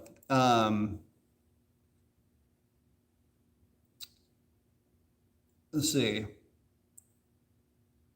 But yeah, if you want to, yeah, you can have a milder tune or a regular tune for normal and then a real aggressive one for sport. That's not a problem. Dad's Garage saying, please get the thumbs up, guys. 36 watching, only 19 thumbs up. Oh yeah, thank you very much. Yes, like, subscribe, share, hit the bell. You'd be surprised how much that helps, especially nowadays. And the reason for that is during the transition, like the algorithm moving around, people always talk about that, but having the bell rung means a ton because you will be notified, or the chances of you being notified when I go on is a lot higher. There are channels that I'm subscribed to that I never get notifications on, and it's because the bell didn't exist when I subscribe to those channels. Now that it does, you have to physically go in and ring the bell. So ring the bell, subscribe, share, tell a friend. All of that absolutely does help. Rich is asking, how long will Dodge let the Challenger Charger, basically LX platform, go without a refresh? Last one was in 2015. Well, it depends on what you describe or what you call a refresh. I mean, we've got wide body Chargers, we've got wide body Challengers of all different types of varieties and flavors. But in terms of the interior, yeah, it's still basically the same. You've had some upgrades with the Uconnect, but I hear what you're saying. So when is that going to get updated? Well, the thing is that my understanding is that the license agreement was re-upped to run, instead of ending in 2023, now I believe it's been re-upped to 2025. So will there be a change in between that? Mopar only knows. But so far as I can tell, probably not. You got to remember, the LX platform is, I mean, that thing is a printing press for money for Stellantis, Dodge, Mopar, FCA, whatever it would have been at the time, or whatever it is now. So there's that. The car is doing very well. The platform, I should say, is doing very well. And the big thing is that, like it or not, love it or leave it, the LX platform with the weight and the engine and the this and the that, it just does fit a really cool place in the market. So, you know, having a much lighter variety of the car, a smaller version of that car, doesn't do anybody any good, because then you're moving out of your market segment and you're starting to get more into the Mustang Camaro segment, which, let's be honest, is not really where you want to be. You're not going to out Mustang the Mustang. And I mean, Camaro has already proven that. And it's funny because the Camaro NA is the one that you can make the fastest out of all of them, and it still has the lowest sales. It's not about how fast the car is or how fast you can make it. It's just, it doesn't out Mustang the Mustang, and it can't out muscle car the LX platform. So, you know, it's at that weird, y'all have heard me talk about the bottom of the triangle. That's basically where the Camaro falls. And Dodge doesn't want to be a Camaro. They want to be the Challenger. So we'll see. But that's my understanding of the platform right now. Someone I say, make these nights, smash the like button. Carlos saying, smashed it. I like it. Thank you very much. Rich is saying, I would never buy a 392 to throw a turbo or a supercharger on it. Yeah, the 392 cars, you're just not going to get there from here. They're awesome for what they are, though. That's the thing. And look, guys, you have got to remember, I used to go sniping after Hellcats with Shalandra because I knew that they wouldn't hook. I mean, I could absolutely wreck shop on Hellcats on the street. And by the time the Hellcat would gather up its skirt to start trying to march around me, I was already doing over 100 miles an hour. I'd get out of it and go, ha ha, you know.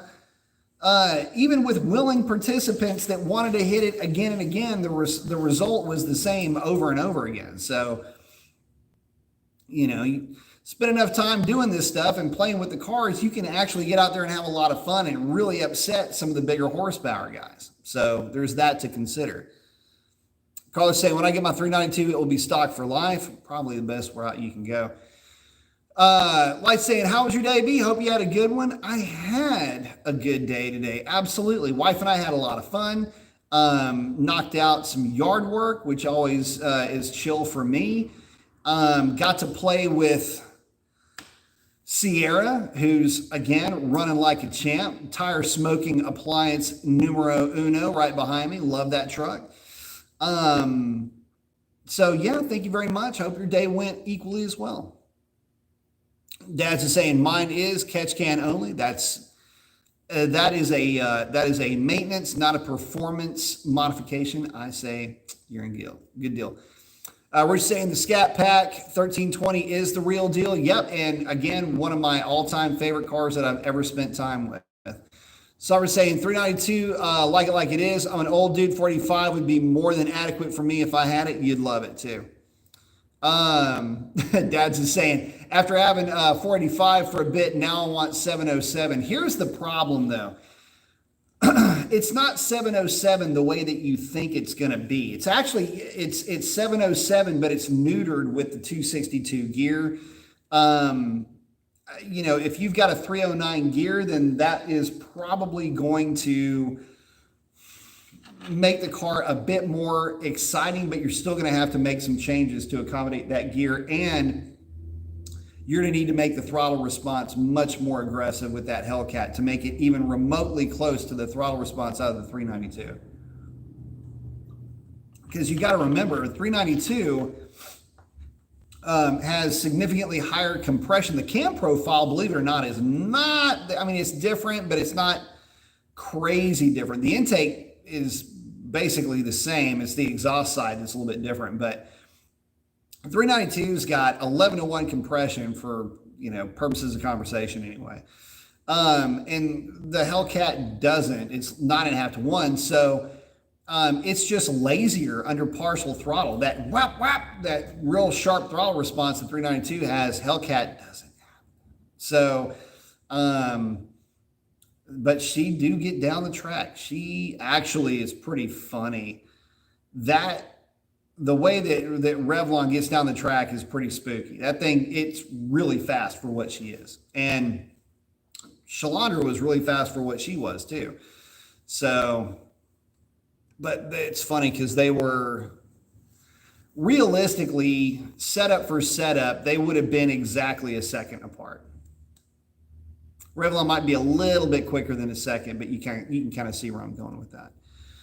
Hit me ahead saying, on my Scat Pack, I swapped the mid mufflers out for vibrant 1794s and love the burble on the downshifting. Gurgles and tone is much deeper. No drone sounds way more authoritative. Cheap too. I like that. That's what I like to hear. Good call, man. Tux is checking in saying, hey, B, how's life? It's going well, man. Hope it is going well for you too. Oh, Smoking at 5 got the 1794s on his too. I've heard some folks talking about that. I'm glad y'all like them. That's awesome. Bobby's saying, yeah, I bought the SRT 392. Wish I would have bought a Hellcat. I don't know, man. I love my SRT 392. That was a fun car. But I understand what you're saying.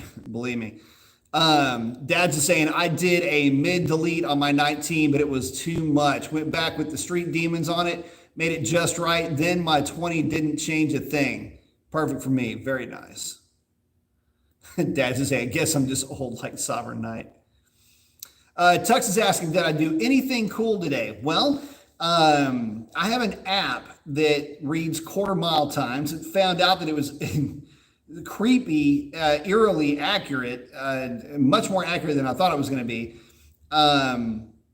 because I took it to the drag strip last night. So I ran Sierra on the street, and Sierra went a 15.2 at about 86 or 88 miles an hour, which basically puts it running in essence the same as like a 66 396 Chevelle. So that's exactly what, in fact, that Chevelle would be coming up on me, but not quite around me, but would be reeling me in at the end of the quarter mile. So, but it'd be door handle to door handle all down for the most part. So, but yeah, got to validate that with Sierra, which is, it tickles the heck out of me. This truck behind me, I mean, you're rolling into the throttle. It's on all-terrain tires. It's trying to light the tires up. I mean, it was so much fun today. So yeah, had a ball with that truck. Always do. Love driving. This truck puts me in such a super chill, such a super cool mood. So anyway, that's what I did. Superior Fitz checking in, saying hello. What's up, Soup? Sovereign saying, what's up? Inga's saying, well, to me, I'd rather have a naturally aspirated engine more than a supercharged one. I love to hear the roar instead of a whining rooster, maybe because I'm a carburetor and muscle car guy. Well, I mean, they had a lot of carburetors hanging off the top of, the side of superchargers back in the day. But I get what you're saying. I mean, I love a strong naturally aspirated combination. Nothing can touch the throttle response of an NA engine. Also, AKA Atmo engines. And the thing is that there's a part of me that just absolutely loves them. The problem is they are, but they're not. They can kind of be a little bit, I'm not going to say one trickish, because the power band is, you're just shifting power bands when you start tuning and putting cams into and playing with the NA stuff. But man, I tell you what, a high compression, naturally aspirated anything with, a fairly aggressive cam, something on like a 110 or a 112 LSA, 113, those are always really fun cams. So those engines are a lot of fun to play with. So we're saying boost is awesome, but something about NA power just does it for me. Also, one less thing to worry about braking. My thing when it comes to the NA stuff is that it's always so snappy, man. It's always so eager to play. And that's when you do it the right way. Now, naturally, I say that. So then I go back to my Z06. LS6, big cam, a little bit of head work, a little bit of intake work, Veraram, the whole bit. That car was fun, provided that you were above 4,000 RPM. Anything below that, in the big cam just basically gutted any power production down low, and it made it kind of sluggish. I mean, it made it turdish. It wasn't all that much fun. Again, until you got into the power band. And then at that point, it just, the thing completely woke up. I guess where I'm going with that is with a supercharger, you're able to just make more power everywhere. But you're right. It's added complexity, it's added weight, and now you've got concerns about fuel quality and a bunch of other things. Whereas with your garden variety 11-to-1 cam to V8 that you're going to make, you just don't really typically have those types of issues. Or I should say, it just by design is not going to be as sensitive to fuel quality as something like with a blower. Superior Fit's asking, can you feel the difference from a red eye to a regular Hellcat? Yeah, you can.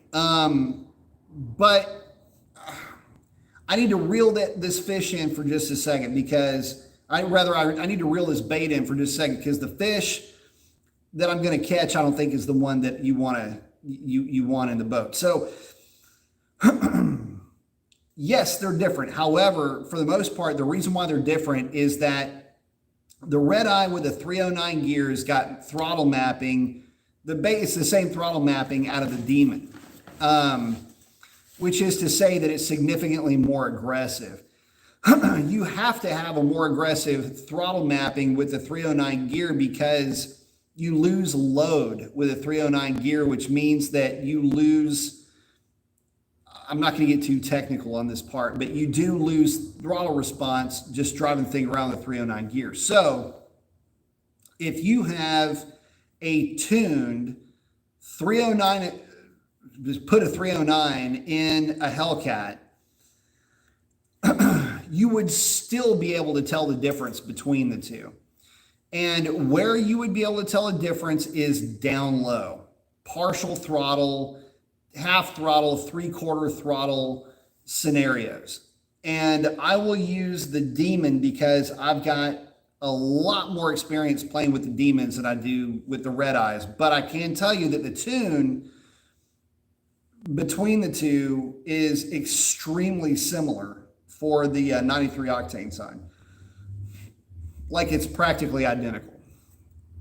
So the Demon under like that half throttle, partial throttle mode will make 12 pounds of boost as opposed to the 9 or 10 that the Hellcat will make in those scenarios. So partial throttle.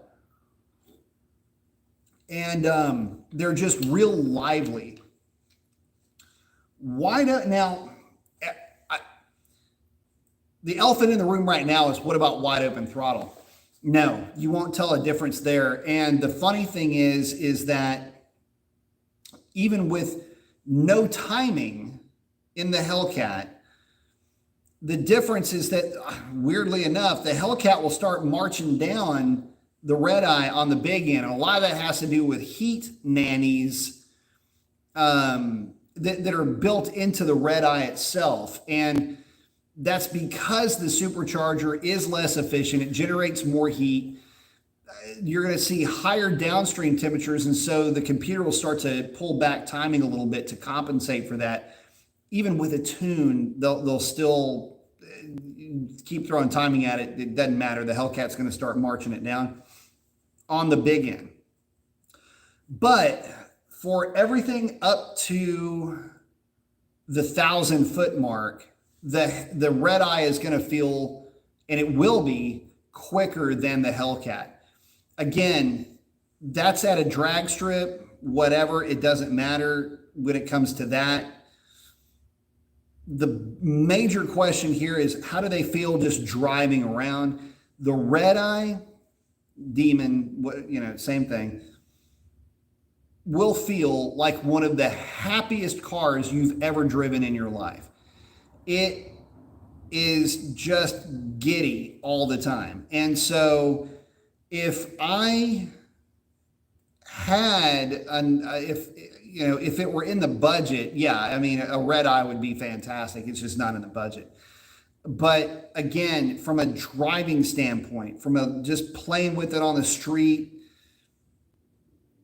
yeah, there's a difference. The difference, to be really fair, is it feels like, all right, if you had a 6.2 in the Hellcat, if the 6.2 had just grown, half a liter, that's what the red eye drives like. Again, it's just snappier. It's a little bit more torque under those partial throttle conditions, and it's just a real happy car.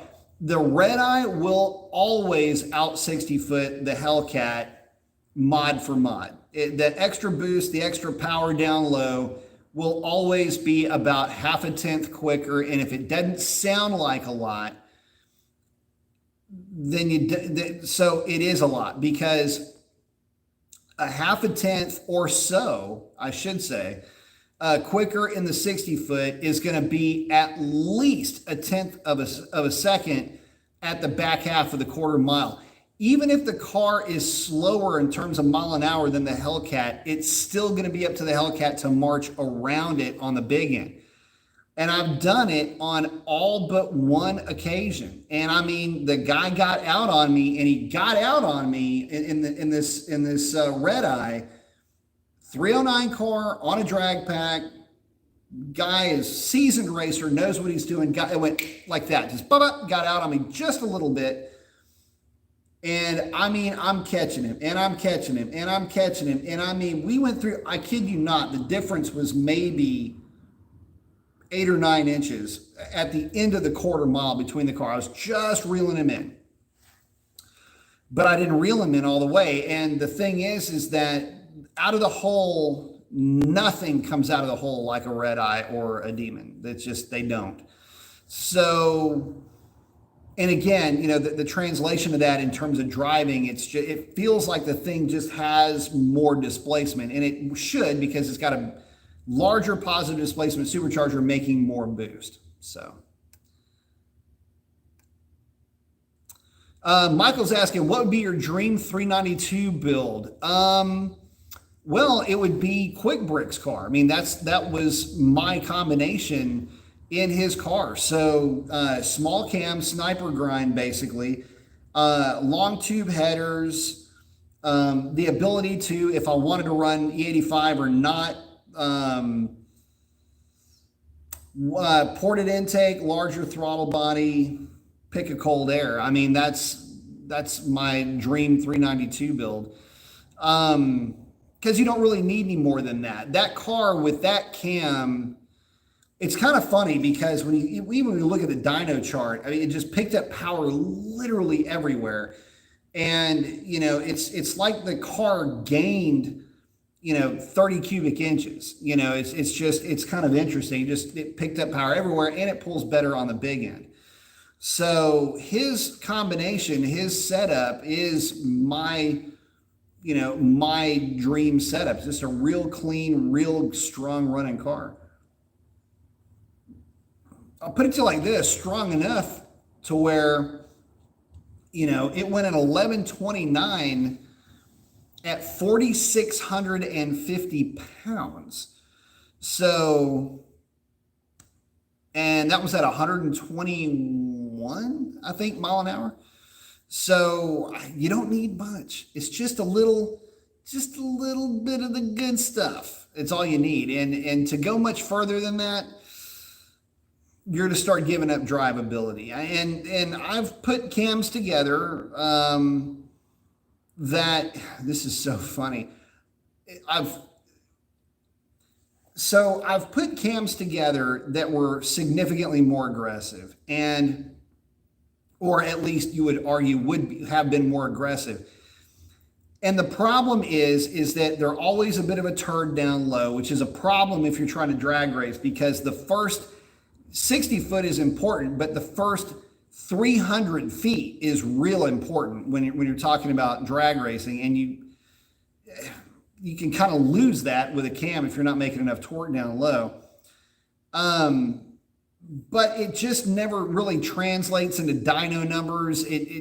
Moving the power around to be able to drive the thing and have RPM on the back end, a lot of times that doesn't necessarily pick up power. You're just extending the torque curve significantly farther than where it was. I don't know, man. It's just really not my cup of tea. Not for those cars. But yeah, that would be what I would be looking for. Tux is asking, is that truck behind you reliable, and is it very easy to drive just like normal? Absolutely it is. The thing will fire right up. Bump the starter, she fires right up, just cruise her around. The only downside is that it doesn't have an overdrive transmission, so you're limited in terms of how like range on that truck. It doesn't have overdrive, so the miles per gallon is not too good. But it gets down the road just fine, and it's happy as a clam. Real happy truck. What was it? Solitech saying, I'm really, really scared of bears. Well, he's asking if I have a recommendation on what vehicle could outrun chasing a bear herd. Well, bears don't run in herds. Typically, herding is an herbivore trait, and that is in response, it's a defensive trait against predators. So, a herd of bears would insinuate that there is another apex predator higher up the food chain that is going to cause those bears to, in fact, herd when they're more or less solitary creatures to begin with. So I wouldn't be concerned about a bear herd. I would be concerned about the creature that is causing bears to herd. Word to the wise. Richard's saying, hey, B, clutch went out on my MVP Supercharged 14 Mustang. Bummer. 2 months after having it. Decided to go with the McLeod RST, which is what I always recommend. With an 8-bolt aluminum flywheel, you will enjoy that clutch. It's an awesome clutch. Let's see. Superior Fitz asking, do I have a list of all the cars and what all you did to them? Do I have a list? No, because that list you would never be able to read it because of all the tears falling out of my eyes all over it. But as far as what I currently own, you've got the wife's Camaro, which is, I guess is turning into Exhibit A, which is a stock TBI 305 Camaro. I believe it's got 373 gears and a built 700 R4. It shifts hard. I love driving the Camaro. It's just instant torque. It's a lot of fun. Sierra behind me, 400 small block, 441 heads, which is to say basically stock casting heads. Performer intake, ABS2 carburetor, turbo 350 built by Doc Diff with a 410 rear end, and a small cam. We're thinking it's maybe an RV cam. Revlon, which is my Hellcat, which has the 309 gear tuned by me, 93 octane, stock airbox, stock air filter, needs an oil change. And I don't know of anybody that's gone quicker on 93 octane with stock boost. She's run a 1012 at 136 miles an hour, I think is what it was. And last night she was going she went a 1043 at 133. By the way, any given Friday night, I am running that car at the drag strip. If you want to keep up with me, download the HRP Slips app. And I am car 1122.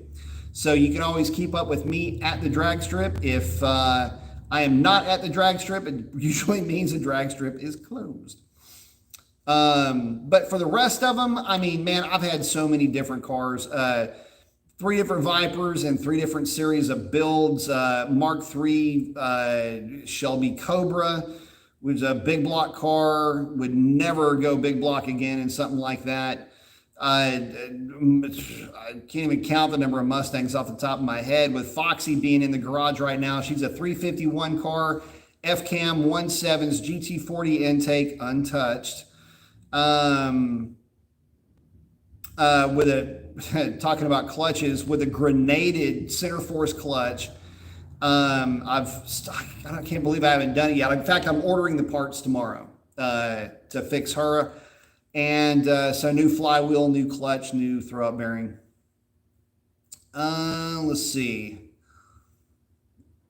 AFR heads, AFR 185, big chamber heads, because that car was going to be supercharged. It started off, it had a supercharger on it. We were going to keep the blower with the bigger heads, and then the car just ran really good with NA setup, so we kept it. Tuned by me with Calcon Cal Edit software, aka Tweaker. And what else?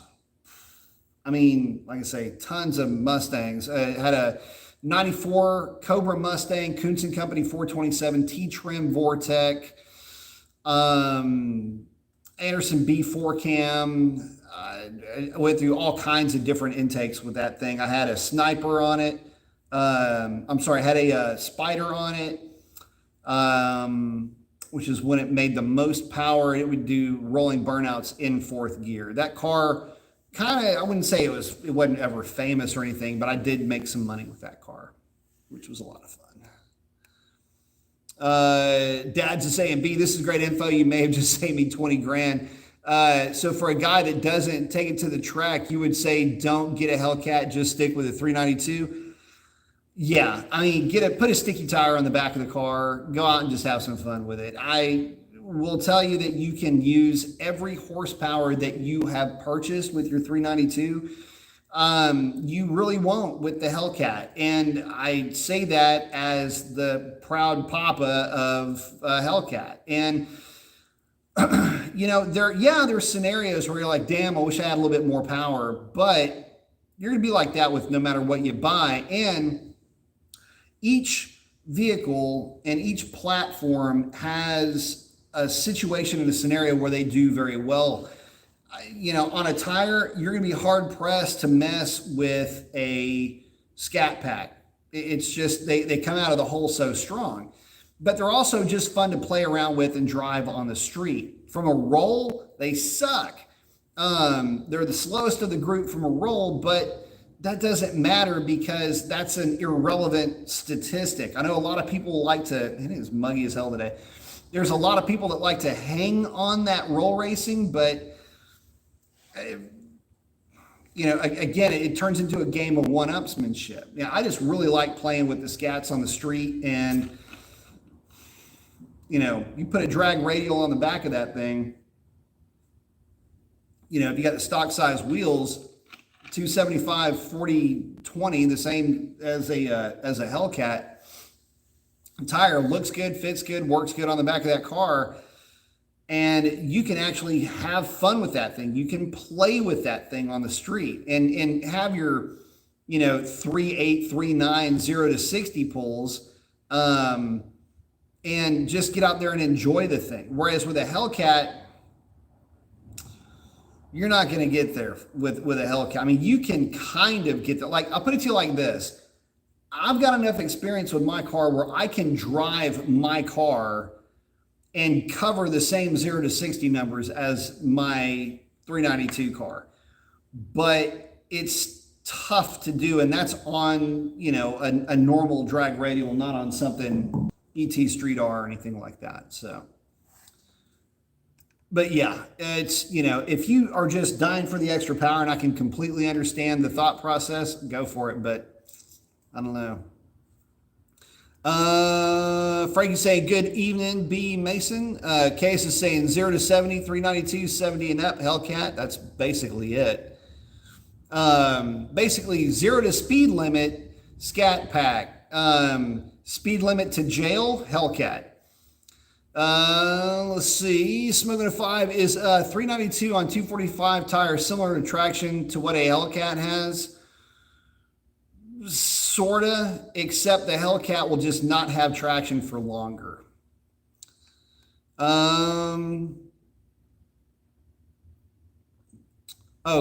is saying depends on the trim level. Yeah, it does depend on the trim level. Let's see. Celtech saying boring channel. Maybe you had a couple of chicks dancing in the back. Well, I'm sure your mom's available. No, wait, Saturday night. No, she's definitely not working. She's more of a lunch crowd chick. Start over and rev an engine or something. You're cute.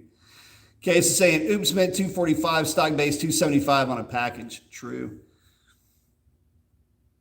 Spear saying thanks, because he's getting one. Canada guy checking in. What's going on, man? Saying, hey, hope you're having a good night. Recently had a small fender bender with an old SRT8. Found a fender and door ready to go, but need to get glass also. Do you know if 15 plus glass will work on the 09? I believe it will because the platform hasn't changed. But what I can tell you is fact check that just to be on the safe side. Dad's Garage, thanks, man. I appreciate it. Saying, least I can do, you save me 20 grand. Well, I appreciate that, brother. No, you'll be in good shape, man. if you want something that is going to impress your friends, get a Hellcat. If you want something that is going to impress you, stick with the Scat Pack.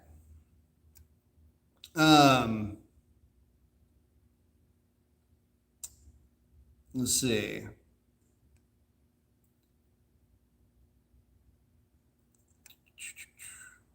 Oh, spirits. Okay, let's get what did I miss here? Oh. Frankie's saying boring. He's one of the most knowledgeable guys in the world of muscle cars. Well, some people just don't like to learn things.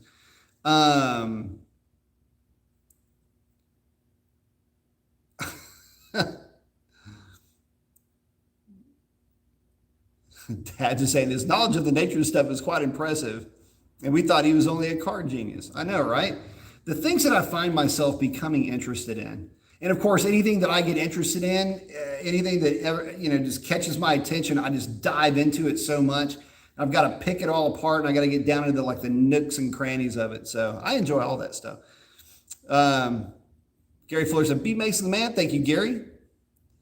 Does say no doubt. Thank you, my man. Jamie's saying, so what do you think a base 392 Challenger Scat Pack would run in the quarter with quick brick setup? 1089 would be my target number. That would kind of be the pivot number that I would look at. 1094 is a number that I've seen with a similar setup, and I think that guy ended up going 1080s with that setup. So, but keep in mind, there's a lot of caveats with that. Number one, very light driver. Number two, very light car. Lots of weight reduction. But that being said, the car has covered 10s with that cam setup. So just know that coming into it. But it would take, again, the conditions, number one, the tire, and again, getting as much weight out of that thing as you possibly can. You got to remember, these cars are quick. 1180s is not uncommon for these things with just a tune on a tire in days. So you start throwing power at them, they can definitely pick up. Des saying, I have the wide body, so I have the 305s. Just ordered the Pilot Sport 4s. The Pirelli's no good in the wear department. Yeah, they do wear down pretty quickly. And again, Dads, thank you very much for that. I appreciate it. My Scat Pack is my friend. LOL, I like it. Rift is in. What's up, man? Superior, thank you very much, man. I appreciate that. Asking, better 0 to 60, Scat or Red Eye? My Red Eye should be here soon. The weight is killing me. Ordered on 324. Better 0 to 60, Scat or Red Eye? So, dude, it's going to be tight. If you've got a Scat on a tire and you've got a Red Eye on stock tires, the wide body Red Eye would cover the Scat Pack by maybe a tenth, just because you've got bigger tires back there. A narrow body on a stock tire is going to have some problems keeping up with the Scat Pack on the street if the Scat Pack is on a tire. The whole argument goes away if the Scat Pack is on stock tires, because that 245 is pretty lousy. If you put drag radials on the back of the Red Eye, you're still going to be modulating the throttle quite a bit, whereas the Scat Pack is going to load up, going to go straight to wide open throttle, and he's going to drop, a 3.8, 3.7, 3.9, 0 to 60, depending on the conditions. So driver experience with the higher power car, even on a drag pack, is going to come into play a little bit more than what you might expect. It's just because you've got all the extra power and the tire doesn't guarantee you the victory on the 0 to 60. Now, once you hit 70-ish miles an hour,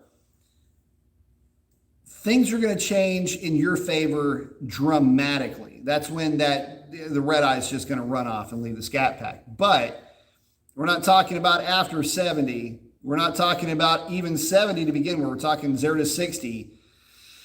Scat Pack is going to be tough to mess with, but that is the Scat Pack's wheelhouse. And now, if we're talking about that's on the street, by the way. If we're talking about a prepared surface, then, forget about it. The red eye is going to be the fastest because the red eye is the quickest from a dead stop to about 100 miles an hour. You're just not, and that's even comparing it to Revlon. White Mare's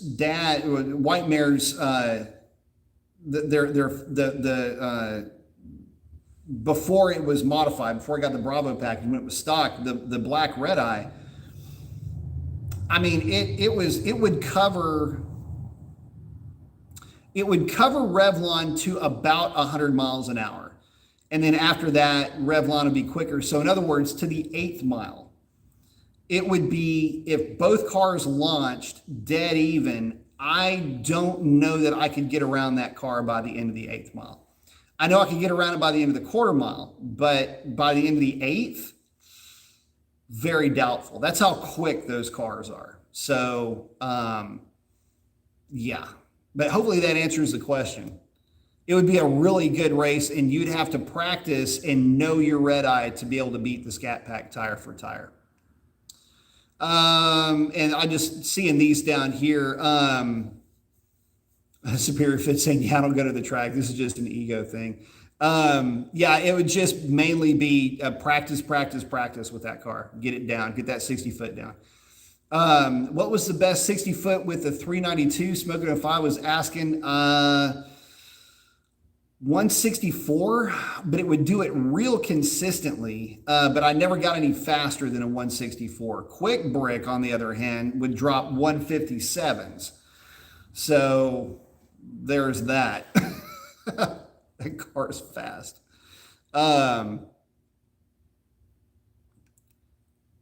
But thank you all very much. I really do appreciate it.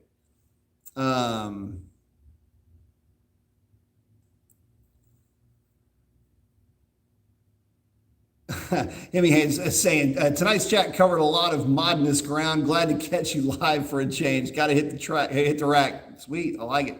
Hang loose, brother. Rich saying, I'm putting a roll cage in my Hellcat soon. Do I have to wear a helmet when I drive around the streets with it? That's what I heard. No, but you're going to become really good friends with pool noodles. If you're just putting a hoop and a bar in, you don't have to worry about it.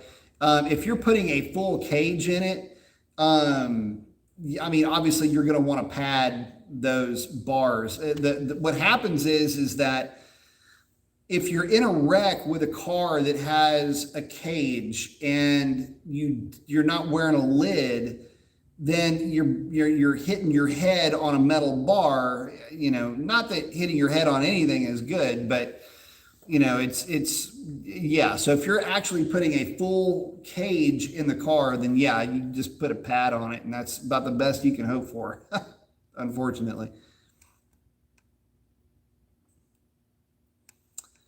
Smoking at 5 saying, I raced a 2013 GT500 at the track with my TA392. I had him at the 8th, but then he walked me. Pretty common on that setup. The GT500s, it's funny, they were never really, the guys that owned them were never really campaigning those cars. That's one of the weirdest cars.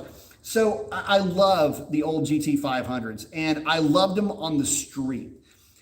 In fact, I'll say this. I view that car a lot of the same way that I view Sierra. Sierra is not going to go to the drag strip. There's no reason for it. If I'm at the drag strip and it's cool out, I want to be in the Hellcat because I want to try to cover a number. And if it's during the summertime, it's not going to do that truck any justice because it's not going to run an impressive number, even though, it is what it is. But the GT500 for me kind of falls into that category. I mean, you can take it to the drag strip. You're going to have a tire and everything else to get the most out of that car.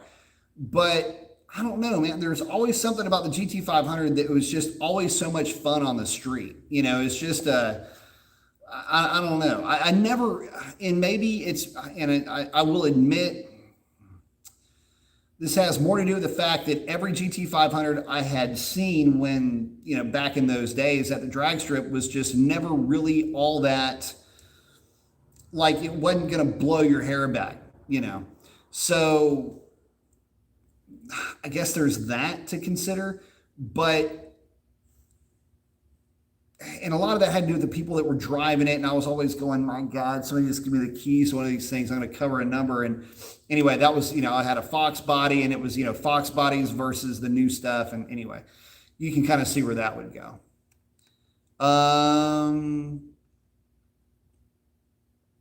Superior Fit is asking, what city do I live in? Houston. Oh, Riff got the full 6 point. Nice. Sovereign saying, hit the like button, hit the thumbs up button, hit all the buttons. Riff is saying they keep kicking them off the track. That's weird that they're kicking you off the track, man, because the latest rules and my understanding of what and how NHRA is viewing some of these modern cars, they shouldn't be giving you any static for doing what you're going to be doing there, at least not at the numbers that you're running right now.